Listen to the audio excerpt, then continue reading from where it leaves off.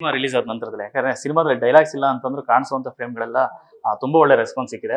So ನಿಮ್ಮ ಫೋಟೋನ ಇಟ್ಕೊಂಡು ಒಂದಷ್ಟು ಜನ ಕಮೆಂಟ್ಸ್ ಗಳನ್ನು ಕೂಡ ಹಾಕಿದ್ದಾರೆ, ಸೋಷಿಯಲ್ ಮೀಡಿಯಾ ಸಿಕ್ಕಾಪಟ್ಟೆ ವೈರಲ್ ಆಗಿರೋದು. ಮತ್ತು ಅವರೇ ಕಥೆಗಳು ಬರ್ದಿದ್ದಾರೆ. ಮೇ ಬಿ ರಿಷಬ್ ಅವ್ರಿಗೆ ಅಂದ್ರೆ ನಾನು ದ್ವೇಷ ಮಾಡೋಕ್ಕೋಸ್ಕರ ಈ ಏನ್ ಕ್ಯಾರೆಕ್ಟರ್ ಇದೆ, ಅವ್ರ ಮಗಳೋ ಏನೋ ಒಂದು ಸೃಷ್ಟಿ ಆಗ್ಬೋದು ಅನ್ನೋ ಅವರವರೇ ಕಥೆಗಳು ಬರೀತಾರೆ. ಹೌದು, ತುಂಬಾ ಈ ತರ ತುಂಬಾ ಕತೆ ಬಂದಿದ್ದಾರೆ. ಅಂಡ್ ನನ್ ಸೋಷಿಯಲ್ ಮೀಡಿಯಾಲಿ ಎಲ್ಲಾ ಕಡೆ ಟ್ಯಾಗ್ ಮಾಡ್ತಾ ಇದ್ದಾರೆ. ಅಂಡ್ ತುಂಬಾ ಜನ ನನ್ ಪರ್ಸನಲಿ ಮೆಸೇಜ್ ಮಾಡಿ ಕೇಳ್ತಾ ಇದಾರೆ, ಓಕೆ ನೀವು ನೆಕ್ಸ್ಟ್ ಕಾಂತಾರ ಅಲ್ಲಿ ಮೋಸ್ಟ್ಲಿ ನಿಮ್ಮಿಂದನೇ ಓಪನ್ ಆಗ್ಬೋದಲ್ವಾ, ನಿಮ್ ಕ್ಯಾರೆಕ್ಟರ್ ಮಾತ್ರ ಓಪನ್ ಆಗ್ಬಿಟ್ಟಿರೋದು ಹಂಗೆಲ್ಲ. ಅಂಡ್ ನನ್ಗೆ ಹೇಳ್ಬೇಕು, I want to tell them something but I really have no idea. So I can't tell anything. But thanks to everyone, ಎಲ್ಲರೂ ಇಷ್ಟು ಯುನೋ ನೋಟಿಸ್ ಮಾಡಿದ್ದಾರೆ ನನ್ನ ಕ್ಯಾರೆಕ್ಟರ್ನ. ಅಂಡ್ ಸಡನ್ ಆಗಿ ನನ್ಗೊಂದು ಹೈಕ್ ಬಂದ್ಬಿಡ್ತು. ಅಂಡ್ ನಮ್ಮ ಊರಲ್ಲಿ ಎಲ್ಲರೂ ನನ್ನ ನೋಟಿಸ್ ಮಾಡಿದ್ರು. ನಾನು ಆಲ್ರೆಡಿ 3-4 ಸಿನಿಮಾದಲ್ಲಿ ಮಾಡಿದ್ರೇನು ಕಾಂತಾರದಿಂದ ನನ್ನೂರಲ್ಲಿ ಓಕೆ ಸಹನಟಿಯಾಗಿ ನಟಿಸಿದ್ದಾರೆ ನಮ್ಮೂರವರು ಅಂತ it became very viral. So ಅದಕ್ಕೆ ನನಗೆ ತುಂಬಾ ಖುಷಿ ಇದೆ.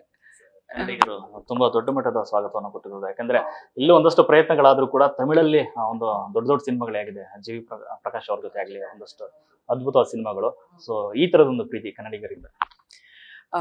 Thank you. ನಾನು ಎಲ್ಲೇ ಹೋದ್ರು ಕನ್ನಡದ ಹುಡುಗಿ.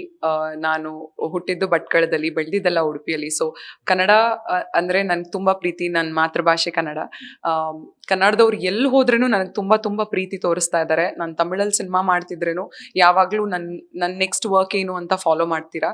ಸೊ ಇದಕ್ಕೆ ನಂಗೆ ತುಂಬಾ ಖುಷಿ ಆಗುತ್ತೆ.